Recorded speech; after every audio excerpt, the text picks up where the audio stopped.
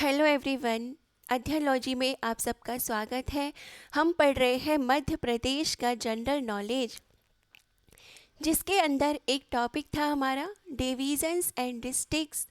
तो हमने पढ़ा कि 10 संभाग होते हैं, उनमें से ये दूसरा संभाग है ग्वालियर संभाग।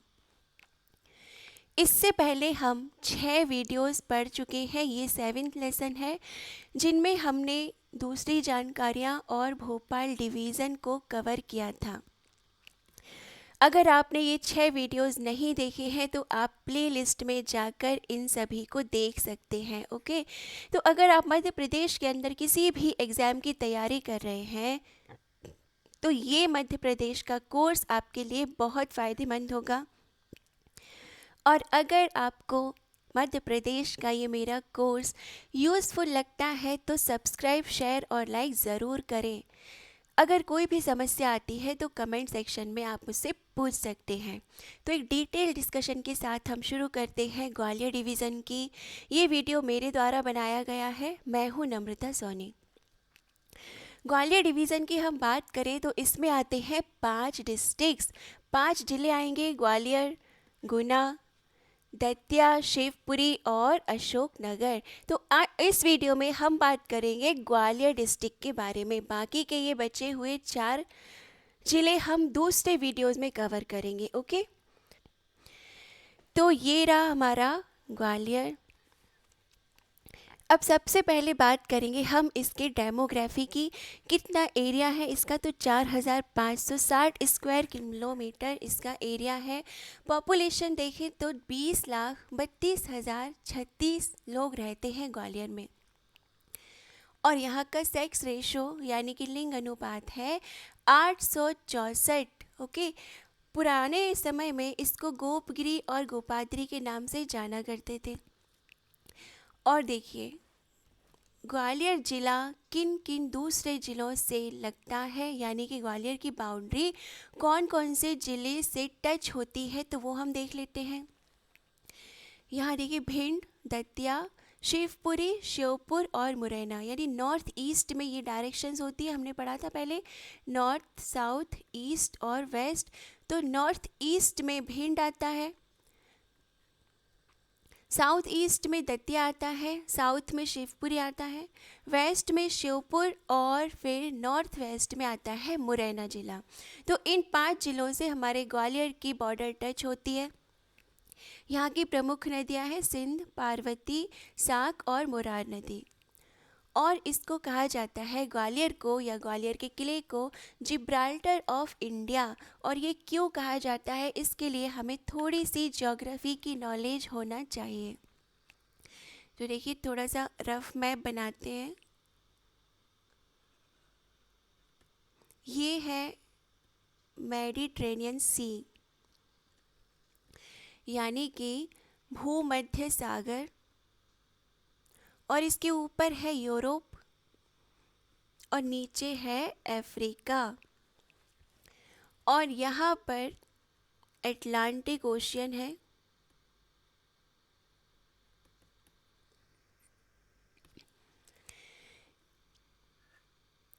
यहाँ अफ्रीका का एक देश है मोरक्को, और यहाँ है यूरोप का स्पेन। और यहाँ पर एक छोटा सा देश है जिब्राल्टर के नाम से। अब देखिए, यहाँ से ट्रेड रूट है, ये एक पैसेज है। कैसा पैसेज है? जो कि 2 सागर को आपस में जोड़ता है, यानी कि एक स्ट्रेट कहते हैं हम इसको, जिब्राल्टर स्ट्रेट है ये। और हिंदी में कहें तो जिब्राल्टर जल संधि। जल संधि एक ऐसी इकाई होती है जो 2 वाटर बॉडीज़ को जोड़ती है आपस में। देखिए, कनेक्शन स्टैब्लिश हो रहा है। हमें अटलांटिक ओशियन से अगर मेडिटेरेनियन में जाना है तो इस जिब्राल्टर स्ट्रेट से हमें पास होना पड़ेगा। तो ये इसका प्रवेश द्वार है मेडिटेरेनियन सी का, ठीक है। इसलिए इसका नाम क्या है? जिब्राल्टर है। और हम अपने ग्वालियर को कहते हैं जिब्राल्टर ऑफ इंडिया, क्योंकि ये भी एक प्रवेश द्वार है। नॉर्थ से हमें साउथ की तरफ जाना है तो यहाँ से होके जाते हैं। ग्वालियर का जो दक्षिण का भाग है ये प्रायद्वीपीय पठार का भाग है, और उत्तर का भाग है वो जलोढ़ मिट्टी से घिरा हुआ है, क्योंकि ये गंगा यमुना और यहाँ पे चंबल रिवर ये जलोढ़ मिट्टी लेकर आते हैं बहुत। तो ये तो हो गई इसकी ज्योग्राफिकल कंडीशन। दूसरी बात, प्राचीन काल में ये ट्रेड रूट था। ट्रेड यहाँ पर बहुत ज़्यादा होता था। यहाँ पे जो किला है ग्वालियर का, जो सूरज सेन ने बनवाया था, उनकी दीवारों पर चाइनीज़ आर्किटेक्चर हमें देखने को मिलता है। चाइनीज़ पिक्चर बनी हुई है, ड्रैगन बना हुआ है, और भी बहुत सारी छोटी छोटी मूर्तियाँ भी चाइनीज़ कल्चर को दर्शाती हैं, वो यहाँ पर है। तो हम देख सकते हैं हमारा उस वक्त का ट्रेड चाइनीज़ से कितना, चाइना से कितना अच्छा था, ये यहाँ पे दर्शाता है। तो ट्रेड के कारण और जोग्राफिकल लोकेशन के कारण हमें इसे जिब्राल्टर ऑफ इंडिया कहते हैं हम इसको। ओके, तो ये इसकी कहानी है जिब्राल्टर की। दूसरी बात हम करेंगे हिस्ट्री, हिस्ट्री ऑफ ग्वालियर। तो देखिए 8वीं शताब्दी में सूरज सेन के द्वारा ग्वालियर का नाम रखा गया था एक संत के नाम पर। इसके पीछे भी एक कहानी है छोटी सी। जब ये सूरज सेन शिकार करने गए थे जंगल में, तो वहाँ भटक गए और इनको फिर थोड़ी देर में प्यास लगी। इनको एक संत दिखे, संत से इन्होंने पानी मांगा और उस पानी से पीकर इनकी प्यास के साथ साथ एक बीमारी भी ठीक हो गई, जिनको इनको लेप्रोसी की बीमारी थी, वो भी ठीक हो गई थी। तो ये बेहद खुश हुए और इन्होंने संत से पूछा कि महाराज, आपको इसके बदले में मैं कुछ उपहार देना चाहता हूँ, तो आपको क्या चाहिए। संत ने कहा कि आप ऐसा करिए, यहाँ जंगल में एक दीवार बनवा दीजिए, जिससे कि जंगली जानवर हमें परेशान ना करें। हम जब पूजा करते हैं, ध्यान लगाते हैं, तो उनका डर रहता है। तो सूरज सेन ने ये बड़ी सी एक फोर्ट बनवा दी। ओके, और संत का नाम क्या था, तो ग्वालिप नाम था, ग्वालिप या ग्वालिपा। इनके ही नाम पर सूरज सेन ने इसका नाम रखा था ग्वालिहर, और बाद में इसका नाम बदल के हो गया ग्वालियर। तो ये ग्वालियर के पीछे की छोटी सी कहानी थी। फिर हम देखेंगे 9th सेंचुरी में गुर्जर प्रतिहारा डायनेस्टी आई। उनके बाद महमूद गजनी आया और वो हार गया था। फिर इल्तुतमिश के अधीन में रहा था ग्वालियर। उसके बाद राजा वीर सिंह या बीर सिंह तोमर वंश के इनके अधीन रहे। फिर 1486 में राजा मान सिंह ने इस फोर्ट पर अपना कब्ज़ा किया, और मान सिंह ने ही अपनी वाइफ मृगनैनी के लिए गुजरी महल बनवाया था। ठीक है, फिर इब्राहिम लोदी की अधीनता स्वीकार कर ली थी मान सिंह ने। इसके बाद बाबर का आक्रमण हुआ था ग्वालियर पर, और बहुत सारी मूर्ति मंदिर तोड़े गए थे, खंडित कर दिए इन्होंने। बाबर ने इसको कहा था, इस फोर्ट को कहा था किलों का रत्न। उन्होंने कहा था भारत में जितने भी किले हैं उन सब में से ग्वालियर का किला उनका रत्न है। इनके बाद शेर शाह सूरी, इस वंश की स्थापना हुई थी, और इनके बेटे शेर शाह सूरी के बेटे थे इस्लाम शाह। इस्लाम शाह की एक इम्पॉर्टेंट बात है, इन्होंने दिल्ली से अपनी राजधानी को स्थानांतरित किया था, ट्रांसफ़र किया था ग्वालियर में। तो ये इम्पॉर्टेंट बात है बहुत ज़्यादा कि कौन से वंश ने या किस ने ग्वालियर से अपनी राजधानी को ट्रांसफ़र करा था, दिल्ली से ग्वालियर में किसने ट्रांसफ़र किया था। तो याद रखना, इस्लाम शाह ने अपनी राजधानी को ग्वालियर में ट्रांसफ़र किया था। उसके बाद अकबर आए। अकबर के बाद बहुत सारे जाट और राणाज के अधीन में रहा था ग्वालियर। फिर इम्पॉर्टेंट है मराठास। तो महाजी सिंधिया, ये सिंधे डायनेस्टी के थे, इन्होंने ग्वालियर में सिंधिया डायनेस्टी की स्थापना की 1784 में। और इन्हीं के एक महाराजा जयाजी राव सिंधिया, ये बहुत फेमस है क्योंकि इनके ऊपर बहुत आलोचनाएं की गई थी, क्योंकि 1857 की जो स्वतंत्रता संग्राम था उसमें इन्होंने महारानी लक्ष्मीबाई के अपोज में, यानी कि अंग्रेज़ों से मिलकर युद्ध किया था। यहाँ पे रानी की सेना थी, यहाँ पे ये खड़े हो गए थे जाके ब्रिटिशर्स के साथ। तो सेना जो रानी की थी वो भी कंफ्यूज हो गई थी कि भैया हमारे महाराजा वहाँ हैं और हम यहाँ लड़ रहे हैं, तो रानी को हारना पड़ गया था। ठीक है, एक कारण ये भी मान सकते हैं, तो माना गया था उस वक्त कि ये भी कारण है। और जब रानी की डेथ हो गई थी, रानी हार गई थी, तो इन्होंने ब्रिटिशर्स की जीत की खुशी में पार्टी रखी थी, जश्न मनाया था। तो ये आलोचना के पात्र बने थे बहुत ज़्यादा। आज भी बहुत सिंधियाओं के ऊपर क्रिटिसिज्म होते रहते हैं। 1948 से 56 तक जीवाजी राव सिंधिया राज प्रमुख के रूप में रहे थे, क्योंकि हमारा देश आज़ाद हो गया था 47 में। और मध्य भारत को 56 में जब वो पुनर्गठन आयोग आया था, तो मध्य भारत को मर्ज कर लिया था, मिला लिया था, शामिल कर लिया गया था किसमें, मध्य प्रदेश में। और तभी से ग्वालियर फिर किसका अंग बन गया, मध्य प्रदेश का। इससे पहले क्या था, एक प्रिंसली स्टेट के रूप में था ग्वालियर। ये हमने एक बहुत ही छोटी सी हिस्ट्री देख ली है ग्वालियर की। अब हम देखते हैं कल्चर। तो ग्वालियर बहुत ही एक अहम भूमिका है ग्वालियर की, स्पेशल पोजीशन है हमारे भारत में। चाहे क्लासिकल म्यूज़िक की बात करें, आर्ट की बात करें या लिटरेचर की बात करें, ग्वालियर घराना ओल्डेस्ट ख्याल घराना, मीन्स ख्याल घराना जो होता है म्यूज़िक का, एक क्लासिकल म्यूज़िक का टाइप है ये, तो उसका सबसे प्राचीन घराना है ग्वालियर घराना। ओके। और यहाँ का जो कल्चर है वो दो चीज़ों से, दो कल्चर से बहुत ज़्यादा इन्फ्लुएंस्ड है, एक ब्रज और एक बुंदेलखंडी। ग्वालियर बुंदेलखंड का भी भाग है और ब्रज भाषा भी का इसमें समावेश है, तो दोनों लैंग्वेज का भी टच आता है और दोनों का कल्चर भी कॉन्फ्लुएंस हुआ है यहाँ पर। अख्तर साहब को आप जानते ही होंगे, हमारे बॉलीवुड के बहुत ही जाने माने हस्ती हैं ये। इनकी 3 पीढ़ियाँ, यानी कि इनके पिताजी और इनके ग्रैंडफादर, इनके दादाजी, ये सभी ग्वालियर से ही ताल्लुक़ रखते हैं। ये जावेद अख्तर है और इनके पापा हैं कौन, जानिसार, यहाँ पे लिखा है जानिसार अख्तर। और जानिसार अख्तर बेटे हैं किसके, मुस्तार खैराबादी। तो ये तीनों के तीनों, यानी कि इनकी 3 जनरेशन ग्वालियर से ही ताल्लुक़ रखती हैं। फिर हम बात करेंगे निदा फ़ाज़ली की। तो निदा फ़ाज़ली को भी बहुत फेमस है ये भी, इनकी डेथ हुई थी 2016 में। ये भी ग्वालियर के थे।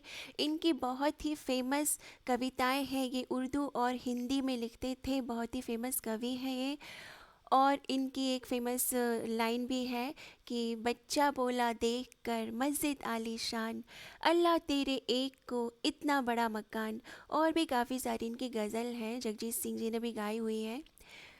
अटल बिहारी वाजपेयी, इनको भी सभी जानते हैं, ये भी हमारे ग्वालियर से ही बिलोंग करते थे।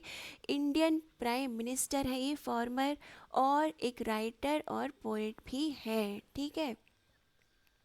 म्यूज़िक की बात करेंगे तो सिटी ऑफ म्यूज़िक कहा जाता है ग्वालियर को, क्योंकि यहाँ पर ही तानसेन और बैजू बावरा जैसे महान संगीतज्ञ रहे थे पहले। और बैजू बावरा का नाम पूरा क्या था, तो पुराना नाम था, मतलब मूल नेम क्या था, तो बैजनाथ मिश्रा मूल नेम है इनका। ये पूछे जाते हैं एग्ज़ाम में, जो भी पर्सनैलिटी हमारे मध्य प्रदेश की, उनकी हमें मूल नाम पता होना चाहिए, मीन्स ओरिजिनल नेम मालूम होना चाहिए, क्योंकि एग्ज़ाम में आते हैं। तो ये जो बैजू बावरा थे, ये मानसिंह तोमर राजा उनके कोर्ट में थे। तानसेन का नाम पूरा था रामतनु पांडे, और ये अकबर की कोर्ट में थे, उनके 9 रत्नों में से एक थे। गुलाम अली खान बंगश, ये दादाजी हैं किसके, ये सबसे बड़े संगीतज्ञ थे ग्वालियर घराने के। और इनके ग्रैंडसन, इनके पोते हैं उस्ताद अमजद अली खान, ये बैठे हुए हैं, आप देख लीजिए, ये सरोद बजाते हैं। ठीक है, तो वर्ल्ड फेमस है ये। और पूछा जाता है एग्ज़ाम में कि कौन सा वाद्य यंत्र कौन बजाता है, तो पर्टिकुलर नाम आता है, आप याद रखना, अमजद अली खान सरोद बजाते हैं। ये सरोद का पिक्चर भी है। ठीक है। फोक डांस की अगर हम बात करें तो सहरिया डांस यहाँ पर बहुत प्रचलित है, क्योंकि ग्वालियर में रहती है सहरिया ट्राइब्स। और सहरिया डांस के बहुत सारे सब टाइप्स में, जैसे लुर डांस होता है, ये शादियों में जो हल्दी की रस्म होती है तब करते हैं, जैसे बड़े बड़े थापे लगा देते हैं हाथों से, बहुत सारी हल्दी ले लेकर। ठीक है, तो उसको कहते हैं लुर डांस। और लहंगी डांस होता है, इसको डंडा डांस भी कहते हैं। ये भुजरिया पे किया जाता है, जो रक्षाबंधन होता है उसके अगले दिन भुजरिया सेलिब्रेट होता है, तो तब किया जाता है सहरियाओं के द्वारा। एक छोटा सा डंडा लेकर एक दूसरे की कुटाई करते हैं। दुलदुल घोड़ी डांस, ये एक घोड़ी बनाई जाती है, उसके अंदर स्पेस होता है, ये मेल के द्वारा परफॉर्म किया जाता है स्पेशली, और शादियों में ये ज़्यादा किया जाता है। इसके अलावा दूसरे डांस भी हैं, अहीरी, बरेड़ी, यादव और सहरा डांस, तो ये इम्पॉर्टेंट थे फोक डांस ग्वालियर के। समारोह की बात करें हम तो तानसेन समारोह बहुत फेमस है, हर साल दिसंबर में होता है ये। बेहट गांव में होता है ग्वालियर ज़िले के, और प्रत्येक वर्ष एक तानसेन अवार्ड भी दिया जाता है जो अपना हुनर दिखाते हैं हिंदुस्तानी क्लासिकल म्यूज़िक में। तो 2019 में पंडित विद्याधर व्यास को ये तानसेन अवार्ड मिला था। हिंदुस्तानी वोकलिस्ट है ये ग्वालियर घराने के, ठीक है। इकोनॉमी जो है ग्वालियर की, ये हमें ट्रेड फेयर से ही देखने को मिल जाती है। इंडिया का सेकंड लार्जेस्ट ट्रेड फेयर है, यानी व्यापारिक मेला है ग्वालियर का मेला। इसकी शुरुआत 1905 से हुई थी। किसने की थी? तो माधोराव सिंधिया जी ने की थी। और ये जो माधोराव है, इनको कंफ्यूज मत होना माधव राव से, ठीक है। ये 5th किंग थे, माधोराव सिंधिया, ठीक है। ये हमने की बात इसकी, इसमें छोटी से छोटी चीज़ से लेकर के बड़ी से बड़ी चीज़ तक आप ले सकते हैं ग्वालियर मेले में, ठीक है। ग्वालियर जो है वो 3 बड़े बड़े इंडस्ट्रियल एरिया से घिरा हुआ है। देखिए, सिथौली, बामौर और मालनपुर। यहाँ का हैंडीक्राफ्ट और छोटी छोटी इंडस्ट्रीज़ हैं, जो कि जैसे पहले क्या होता था, मिट्टी के खिलौने यहाँ पे बनते थे, लेकिन बाद में क्या हुआ, पेपर मैशे से बनने लगे, यानी कि कागज़ की लुगदी बनाकर उसके नए नए टॉयज़ बनाए जाते हैं, या फिर साज सजावट के आइटम्स बनाते हैं घरेलू, और फिर उन पे कलर पेंटिंग कर दी जाती है इस तरह से। तो पेपर मैशे का जो बिज़नेस है यहाँ पर बहुत ज़्यादा है हैंडीक्राफ्ट में। फिर हम देखेंगे कि कौन कौन सी फसल यहाँ पर प्रमुख है। तो चना, सरसों, मसूर की दाल, लैंटिल, गेहूँ और चावल यहाँ की मुख्य फसल हैं ग्वालियर की। अब हम टूरिज़्म की बात करेंगे। तो सबसे पहले आता है सास बहू टेम्पल। इसको बनवाया था महीपाल ने, राजा महीपाल के द्वारा बनाया गया था 1093 में, ठीक है। इनकी वाइफ थी, वो जो थी वाइफ इनकी, वो विष्णु भगवान की परम भक्त थी। तो उन्होंने कहा कि मुझे एक मंदिर बनवा कर दीजिए, तो इन्होंने बनवाया। ये कछवा वंश के थे, ठीक है, कछवाहा वंश के थे राजा महीपाल। तो इन्होंने मंदिर बनवाया था, इसका नाम था पहले सहस्त्रबाहु टेम्पल, सहस्त्रबाहु मंदिर। सहस्त्रबाहु यानी कि 1000 भुजाएं हैं जिसकी। तो ऐसा कौन होता है? भगवान विष्णु जी। तो ये मंदिर किसको डेडिकेटेड है? भगवान विष्णु को, सहस्त्रबाहु टेम्पल। बाद में क्या हुआ? इनका बच्चा हुआ, बच्चे की शादी हुई, शादी होके जो बहू आई, उसने कहा कि मुझे भी एक अलग से मंदिर चाहिए, मैं शंकर जी की बहुत बड़ी भक्त हूँ। तो इसी मंदिर के पास में एक और मंदिर बनवाया गया शंकर जी का। तो जैसे यहाँ पे सासू माँ पूजा करती थी और यहाँ पे बहू रानी पूजा करती थी, तो लोग ऐसे सास मंदिर और बहू मंदिर कहने लगे कि ये सास का मंदिर है, ये बहू का मंदिर है। तो सहस्त्रबाहु से ये नाम हो गया टूट कर सास और बहू। ओरिजिनल नाम क्या था इसका? तो ये इम्पॉर्टेंट बात है, पूछ लेंगे। सास बहू टेम्पल का नाम क्या है? Sahastrabahu temple original. और ये किसने बनवाया था? तो महीपाल राजा ने बनवाया था, कछवा वंश के थे, 1093 में बना था ये मंदिर। ओके, हम चलते हैं आगे। फिर बात करें तो ग्वालियर की फोर्ट, ये हमने देखी कब बनवाया, किसने बनवाया था? तो सूरज सेन के द्वारा बनवाई गई थी ये ग्वालियर के नाम से, है ना, स्टोरी भी सुन लिए। और इसकी जो ये मीनार बनी हुई है यहाँ पर, देखिए ब्लू कलर थोड़ा सा दिख रहा होगा, ये चाइनीज़ डिज़ाइन बनी हुई है। यहाँ पर ड्रैगन बना हुआ है चाइनीज़, तो ये दर्शाता है कि उस वक्त ट्रेड कितना मजबूत था हमारा चाइना के साथ में। उसके बाद जय विलास पैलेस, इसको सिंधिया पैलेस भी कहते हैं। ये रेसिडेंशियल था पहले सिंधियाओं का, आज भी है, लेकिन आज आधा पार्ट है जो इसका, उसमें सिंधिया परिवार रहता है, और आधा जो है पैलेस, उसको म्यूज़ियम बना दिया गया है, जिसमें इससे पहले के जो राजा थे, महाराजा रहते थे, वो उनकी लाइफ के बारे में बताया गया है कि किस तरह से रहते थे, कुछ चीज़ें रखी हुई हैं। फिर गोपांचल पर्वत, ये पर्वत जो है यहाँ पर जैन तीर्थंकर्स की ये आइडल्स रखे हुए, मूर्तियाँ स्थापित हैं यहाँ पर, मेडिटेशन करते हुए, कुछ बैठे हुए दिखेंगी और कुछ खड़े हुए मेडिटेशन कर रहे हैं। इनमें से सबसे इम्पॉर्टेंट है भगवान श्री पार्श्वनाथ जी की एक स्टैचू, एक मूर्ति है, जो कि पद्मासन मुद्रा में है और 42 फीट ऊंची है और 30 फीट चौड़ी है। तो ये बहुत इम्पॉर्टेंट स्पॉट है, कह सकते हैं, जैन धर्म के संबंधित लोगों के लिए। ठीक है, तो जैन धर्म का ये जगह है। उसके बाद गुजरी महल, तो हमने ये पढ़ लिया पहले, किसने बनवाया? मान सिंह ने बनवाया। किसके लिए? अपनी वाइफ मृगनयनी के लिए। मृगनयनी ने रिक्वेस्ट की थी हमें अलग से महल चाहिए, तो उन्होंने कहा ये लो, गिफ्ट में दे दिया। और ये मृगनयनी जो थी गुर्जर वंश की थी, तो गुर्जरी महल इसका नाम पड़ा।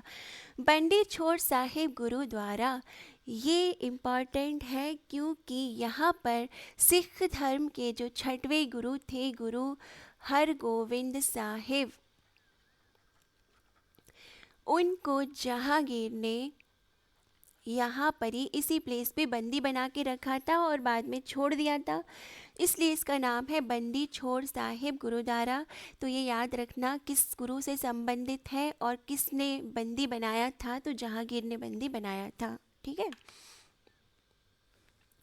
फिर बाद में बात करते हैं टॉम की। तो मोहम्मद गौस का टॉम और तानसेन का टॉम कहाँ है? ग्वालियर में ही है। मोहम्मद गौस वही है जिन्होंने बाबर को हेल्प की थी, किसमें? ग्वालियर पे अपना कब्ज़ा जमाने में। तो ये मोहम्मद गौस थे। बाद में ये चेंज हो गए थे, संत बन गए थे, उपदेश देने लग गए थे, और ये संगीतज्ञ भी थे।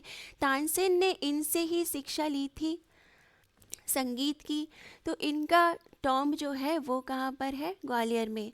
और इनके ही पीछे तानसेन का भी बना हुआ है, और तानसेन के टॉम्ब के पास में ही एक इमली का वृक्ष है, पेड़ है, जिसके नीचे वो रियाज किया करते थे। और ऐसा कहा जाता है कि अगर इसके इमली के पत्तों को हम अगर खाते हैं तो हमारी आवाज़ बेहद मधुर हो जाती है। ठीक है, तो ये कहानी है इसके पीछे। महारानी लक्ष्मीबाई का भी जो समाधि है वो ग्वालियर में है, और इनकी सहायिका थी झलकारी बाई। तो याद रखना, झलकारी, झा से झलकारी और झा से ही होता है झांसी, तो झांसी की रानी और झलकारी बाई, इनकी झलकारी बाई की समाधि भी ग्वालियर में ही है। सिंधिया डायनेस्टी की जो छत्रीज है वो भी कहाँ पर है? ग्वालियर में ही होंगी। ठीक है, और सन टेम्पल जो 1988 में जीडी बिरला के द्वारा बनवाया गया था, कहाँ का मंदिर है वैसे? कोणार्क में है ये सन टेम्पल। तो कोणार्क के सन टेम्पल से ही इंस्पायर्ड होकर जीडी बिरला ने मध्य प्रदेश के ग्वालियर में ये बनवाया, सेम टू सेम वैसा। टिगरा डैम साग नदी पर है, और ये 1917 में बनवाया गया था। बहुत इम्पॉर्टेंट डैम है। इसके पास में ही घाटी गांव वाइल्ड लाइफ सेंचुरी भी है। अब बात करेंगे तेली के मंदिर की। ये सबसे ज़्यादा इम्पॉर्टेंट मंदिर है हमारे पूरे मध्य प्रदेश का, ना कि सिर्फ ग्वालियर का, क्योंकि पूरे मध्य प्रदेश में एकमात्र ऐसा मंदिर है जो द्रविडियन शैली में बना हुआ है। ठीक है, द्रविडियन शैली जो है वो दक्षिण की शैली है। आपको सारे मंदिर जो दक्षिण में है, दक्षिण भारत में है, वो मिलेंगे। इसका टॉप जो है इस तरह का है ना। हमारे यहाँ मंदिर कैसे होते हैं वैसे नॉर्थ में ऐसे होते हैं, स्क्वायर शेप होता है नीचे, और ऊपर बड़ा सा गोल गुंबज होता है, ऐसा गोल टॉम्ब होता है ना, ऊपर कलश रखा रहता है। तो ये जो मंदिर है ये द्रविडियन शैली का है, एमपी का एकमात्र ऐसा मंदिर है। और नीचे का जो स्ट्रक्चर है इसका वो नागर शैली में है, ऊपर का द्रविडियन शैली में, तो ब्लेंड हुआ है दोनों का, ठीक है। और इसको तेली का मंदिर क्यों कहते हैं, तो इसके पीछे भी कुछ कहानियाँ हैं, बहुत कहानियाँ सुना दी आज मैंने इस वीडियो में। देखिए, तेली का मंदिर क्यों कहते हैं, लोग कहते हैं कि किसी तेली यानी कि तेल के व्यापारी ने इसको बनवाया था, ऑयल मर्चेंट ने। एक कहानी ये है। दूसरी कहानी ये है कि जो राष्ट्रकूट राजा थे गोविंद तृतीय, गोविंद थर्ड, ये तेलंगाना के थे, तेलंगाना के थे। उन्होंने भी यहाँ पे कभी आके शासन किया होगा या बनवाया है जैसे भी, तो ये तेलंगाना के थे, तेलंगाना डायनेस्टी के थे, उसको कहते हैं तैलप, तेलंग ब्राह्मण थे क्योंकि, ठीक है। तैलप से क्या निकल के आता है, तैल, और फिर लोगों ने इस तैल का तेल निकाल के कर दिया तेल, और कहने लगे इसको तेली का मंदिर, ठीक है। तो ये कहानी है और ये थोड़ी सी ऑथेंटिक है क्योंकि ये जो स्ट्रक्चर है ये दक्षिण का है, और ये ज़रूरी है कि दक्षिण के ही किसी व्यक्ति ने इस तरह का अगर मंदिर बनवाया है तो अपना जो स्ट्रक्चर है वहाँ का, अपनी जगह का, वो यहाँ पर डाला है, ठीक है। ये इसकी स्टोरी थी। घाटी गांव वाइल्ड लाइफ सेंचुरी ये कहाँ है, ग्वालियर में है, और ये ग्रेट इंडियन बस्टर्ड का संरक्षण करने के लिए प्रोटेक्ट करते हैं यहाँ पे इसको। सोन चिड़ैया भी कहा जाता है इसको, ग्रेट इंडियन बस्टर्ड को। देखिए इसका बायोलॉजिकल नेम क्या है, तो एडियोटिस नाइग्रिसेप्स इसका नाम है बायोलॉजिकल, ठीक है। और भी यहाँ पे संरक्षण किया जाता है, यानी कौन कौन से एनिमल्स और मिलते हैं यहाँ पे, तो ब्लैक बक मिलता है, ये वही है जिसको सलमान खान ने गोली मारी थी। चीतल, जंगली सुअर, हेना और फिर बंदर भी बहुत ज़्यादा पाए जाते हैं घाटी गांव में, ठीक है। अब हम बात करेंगे एजुकेशन की। तो जीवाजी राव यूनिवर्सिटी है, यहाँ पे जीवाजी यूनिवर्सिटी है, 1964 में स्थापित की गई थी। Lakshmi Bai national university of physical education है जो 1957 में बनाया गया यहाँ पर। राजा मान Singh Tomar music and art university है 2008 में। और राजमाता विजया राजे सिंधिया कृषि विश्वविद्यालय भी ग्वालियर में ही है। तो ये दूसरा है, पहला था जवाहरलाल नेहरू कृषि विश्वविद्यालय, और वो कहाँ है, जबलपुर में। तो याद रखना, जवाहर जे से और जे फॉर जबलपुर, ये दोनों, मतलब ये फर्स्ट था, 1964 में स्थापित था, ठीक है। कॉलेजेस में देखें तो गजरा राजे मेडिकल कॉलेज जो था वो जीवाजी राव के द्वारा बनाया गया था, ये पहला मेडिकल कॉलेज है Madhya Pradesh. Atal Bihari Vajpayee Indian Institute of Information Technology and Management, ये 1997 में स्थापित किया गया। Indian Institute of Tourism and Travel Management, इसकी स्थापना 1983 में की गई थी। टूरिज्म वगैरह के कोर्स यहाँ पे करवाते हैं। फिर Madhav institute of technology and science, यहाँ पर इंजीनियरिंग के डिप्लोमा डिग्रीज और डॉक्टर्स की डिग्री दी जाती है, ठीक है। 1957 में स्थापित है, ये ग्वालियर में है, ये सारी चीज़ें। उसके बाद हम देखेंगे जो नेशनल इम्पोर्टेंस रखते हैं ऐसे कुछ इंस्टीट्यूट्स भी हैं ग्वालियर के अंदर। तो ऑफिस है एक अकाउंटेंट जनरल का मध्य प्रदेश का, ये सीएजी के अंतर्गत आता है, इसको कहते हैं ऑडिट भवन। ऑडिट भवन है ये, जो भी मध्य प्रदेश स्टेट के जो भी इंस्टीट्यूट्स हैं, गवर्नमेंट इंस्टीट्यूट्स हैं, उनकी सारी ऑडिट के वर्क कहाँ पे होते हैं, तो इस ऑडिट भवन में होते हैं। जैसे पीडब्ल्यूडी है, फॉरेस्ट डिपार्टमेंट है, लैंड रेवेन्यू डिपार्टमेंट है, इस तरह के सारे ऑडिट यहाँ पर होते हैं, ठीक है। फिर defence research and development establishment, ये DRDO की एक ऑपरेशनल एजेंसी है, ओके। ये इसका वर्क क्या है, R&D है ना, रिसर्च एंड डेवलपमेंट करना डिफेंस पर। 1973 में स्थापित किया गया था इसको। फिर बॉर्डर सिक्योरिटी फोर्स एकेडमी, ये 1966 में स्थापित किया गया। देखिए आप जानते होंगे बॉर्डर मैन को, बॉर्डर मैन के नाम से कौन फेमस है, तो KF रुस्तम जी को कहा जाता है बॉर्डर मैन। इनके ही प्रयासों के द्वारा यहाँ पे ये बॉर्डर सिक्योरिटी फोर्स की स्थापना की गई थी। इनका पूरा नाम था खुसरो फरमुर्ज रुस्तम जी, खुसरो फरामुर्ज रुस्तम जी, ठीक है। और ये क्या थे, पहले इसके डायरेक्टर जनरल बने थे, पहले डायरेक्टर जनरल थे किसके, BSF एकेडमी के। और ये IPS बने थे और इनकी पोस्टिंग हुई थी बेरार में। तो 1938 में इनकी पोस्टिंग हुई थी बेरार में। इनके बारे में बता रही हूँ मैं क्योंकि बहुत इंपॉर्टेंट है। और इन्होंने ही 2 गैंग को पकड़ा था, काफ़ी सारी गैंग को पकड़ा था लेकिन 2 इम्पॉर्टेंट है। आपने सुना होगा गब्बर, शोले मूवी में था जो, वही, और लाखन, ये बहुत फेमस डाकू थे उस वक्त के। इनकी गैंग को रुस्तम जी ने ही पकड़ा था।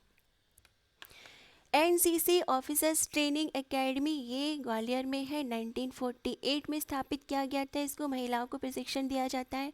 इंडियन एयरफोर्स स्टेशन भी यहाँ पर है। और office of narcotics commissioner of India यानी सेंट्रल ब्यूरो ऑफ नारकोटिक्स। अब देखिए इसके बारे में थोड़ा सा सुन लीजिए। आपने अभी बहुत सुना होगा कि नारकोटिक्स कंट्रोल ब्यूरो, तो नारकोटिक्स कंट्रोल ब्यूरो और सेंट्रल ब्यूरो ऑफ नारकोटिक्स, ये 2 अलग अलग संस्थाएं हैं, ठीक है। इनके नाम में कंफ्यूज मत होना। जो नारकोटिक कंट्रोल ब्यूरो है ये न्यू दिल्ली में है और ये किसके अंतर्गत आती है, होम मिनिस्ट्री के अंतर्गत आती है। और इसका मुख्य काम क्या है, तो ड्रग ट्रैफिकिंग को रोकना, ठीक है, ड्रग्स कोई ज़्यादा यूज़ ना करे इस तरह से, ये इसका मुख्य काम है। तो ये दिल्ली वाली है। हमारे यहाँ जो ग्वालियर में है, ये ग्वालियर में सबसे पहली बात तो ये डिफरेंस हो गया।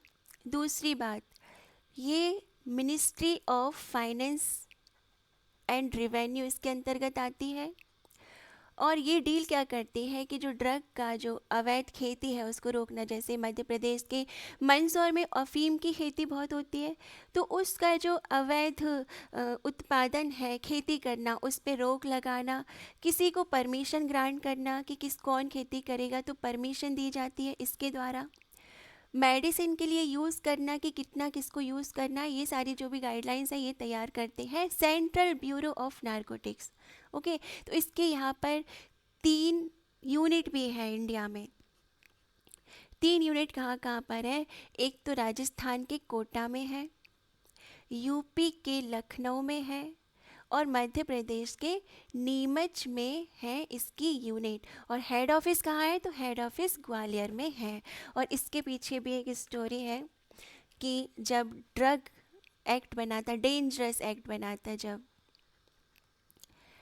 1930 में, तो उसके अनुसार जो शिमला में स्थापित किया गया था 1950 में, किसको, सेंट्रल ब्यूरो ऑफ नारकोटिक्स को। लेकिन 1960 में इसको चेंज करके ट्रांसफ़र करके ग्वालियर में लेकर आए। तो ये याद रखना अब, ठीक है, इम्पॉर्टेंट बात थी मध्य प्रदेश की है। उसके बाद हम देखेंगे क्या है, और तो इंडियन आर्मी कैंटोनमेंट है मोरार और एक और है थाटीपुर। ये जो दोनों है ये रेसिडेंशियल एरिया थे, रेसिडेंसीज थी किसकी, जो सोल्जर्स और पुलिस होती है उनके लिए रहता है। मोरार का फुल फॉर्म था military officers residency area reserve, ठीक है। तो इसका जो फर्स्ट लेटर है उससे इन्होंने मोरार बनाया और मोरार का नाम लोगों ने कर लिया मुरार। इसी तरह से 34 नाम की रेजिडेंसी थी तो उसको भी बदल के क्या कर दिया, 34 कहते हैं ना, तो 34 से क्या कर दिया, थाटीपुर। ये इसकी कहानी है। तो ये 2 कैंटोनमेंट जोन है कहाँ पर, ग्वालियर में। CRPF ये भी है ग्वालियर में। यहाँ पर जो ये जवान होते हैं इनको ट्रेनिंग दी जाती है किस तरह की, जैसे फ्लड आ जाता है या क्राउड को कंट्रोल करना है, वीआईपीज़ को प्रोटेक्शन देना है, तो ये सारा काम किसके द्वारा किया जाता है, सीआरपीएफ के जवानों के द्वारा। कोई भी डेमोक्रेटिक इंस्टीट्यूशंस को सेफ्टी प्रोवाइड किया जाता है, हम ये भी कह सकते हैं। आपने देखा होगा एयरपोर्ट पर या कोई गवर्नमेंट की इंस्टीट्यूशंस है, ऑल इंडिया रेडियो पर या चीफ मिनिस्टर की सिक्योरिटी के लिए इनको तैनात किया जाता है। तो इनका ट्रेनिंग सेंटर भी ग्वालियर में है, घाटी गांव में। सेंट्रल पोटैटो रिसर्च इंस्टीट्यूट, तो ये वैसे तो इसका हेडक्वार्टर कहाँ है, शिमला में है, आलू अनुसंधान केंद्र। और इसके बाद 6 जगहों पे और इसके रीजनल ऑफिसेज हैं, तो एक एमपी में ही है, एमपी में ग्वालियर में है, याद रखना। टोटल 7 है, 6 जगह और है, कौन सी, एक यूपी के मोदीपुर में है, फिर पटना में है बिहार के, जालंधर में है पंजाब, शिलोंग में है मेघालय में, और एक ऊटी तमिलनाडु, यहाँ पर इनके रीजनल ऑफिसेज हैं, तो मध्य प्रदेश में है, इसलिए ये बात होती है बहुत इम्पॉर्टेंट। ओके, फिर एडवोकेट ट्रेनिंग सेंटर भी है, यहाँ पर इंडिया का पहला ऐसा सेंटर है जो ग्वालियर में है। स्टेट इंस्टीट्यूशंस की बात करें तो देखिए बोर्ड ऑफ रिवेन्यू है मध्य प्रदेश में, जहाँ पर ट्रेनिंग दी जाती है रिवेन्यू ऑफिसर्स को, और हाई कोर्ट की एक शाखा यहाँ पर भी है। हाई कोर्ट जो है मध्य प्रदेश का वो तो है जबलपुर में, लेकिन उसकी 2 शाखाएं हैं, तो एक ग्वालियर में है और एक इंदौर में है, तो ये बात रखना याद। स्टेडियम की बात करें यदि, तो स्टेडियम और स्पोर्ट्स यूनिवर्सिटीज़ है यहाँ पर। तो कैप्टन रूप सिंह स्टेडियम जो है वो क्रिकेट ग्राउंड है ग्वालियर का, और यहाँ पे ये इसलिए फेमस है क्योंकि दूधिया रोशनी के कारण फ्लड लाइट्स है यहाँ पर, जहाँ पर दोनों डे और नाइट दोनों मैच यहाँ पर खेले जा सकते हैं। पहला इंटरनेशनल मैच हुआ था वेस्ट इंडीज़ के विरुद्ध हुआ था भारत का 1988 में, और इसको पहले बनाया गया था हॉकी के लिए, ये हॉकी का मैदान था। रूप सिंह हॉकी के प्लेयर थे, ये ध्यानचंद के भाई भी थे, इनके नाम पर ही इसका नाम रूप सिंह स्टेडियम रखा गया, और बाद में फिर इसको क्रिकेट ग्राउंड बना दिया। एक और इम्पॉर्टेंट बात है इससे संबंधित कि जो गॉड ऑफ क्रिकेट्स कहते हैं जिनको, सचिन तेंदुलकर, इन्होंने अपना पहला दोहरा शतक लगाया था, डबल सेंचुरी, 200 रन बनाए थे पहले। तो ये पहले ऐसे व्यक्ति बने थे, पहले क्रिकेटर बने थे जिसने 200 रन यानी डबल सेंचुरी बनाई थी। 2010 में हुआ था ऐसा, साउथ अफ्रीका के विरुद्ध जब मैच खेला गया था रूप सिंह स्टेडियम में। और अब 2022 तक एक नया स्टेडियम बनने जा रहा है ग्वालियर में, न्यू इंटरनेशनल स्टेडियम। कहाँ पर, शंकरपुर गांव में, घाटी गांव तहसील की मध्य प्रदेश क्रिकेट एसोसिएशन के द्वारा ये प्रपोज्ड किया गया है। 2022 तक ये कंप्लीट हो जाएगा काम। ये इंटरनेशनल लेवल पे बन रहा है, यहाँ पे स्विमिंग पूल वगैरह और भी दूसरी चीज़ें हैं जो ज़रूरत की होती हैं, और कैपेसिटीज़ की बहुत ज़्यादा होगी। Laxmibai national university of physical education, ये भी ग्वालियर में है, और जब 100 वर्ष पूरे हुए थे 1957 के संग्राम के, 1857 का जो संग्राम था उसके 1957 में 100 वर्ष पूरे हुए थे, तो यहाँ पर ग्वालियर में लक्ष्मीबाई की याद में ये बनाया गया था Laxmibai national university of physical education. और ये एशिया का ऐसा पहला एजुकेशन सेंटर, यानी पहली ऐसी यूनिवर्सिटीज़ है जो महिलाओं को फिज़िकल एजुकेशन की ट्रेनिंग दी जाती है यहाँ पर। तो आज के इस वीडियो में हमने ग्वालियर के बारे में बहुत कुछ जाना है। आई होप आपको ये सब पसंद आया होगा, अच्छा लगा होगा, बहुत कुछ जानने को मिला होगा। यदि आपको ये वीडियो पसंद आया है तो सब्सक्राइब करना प्लीज़ मत भूलना। Thanks for watching.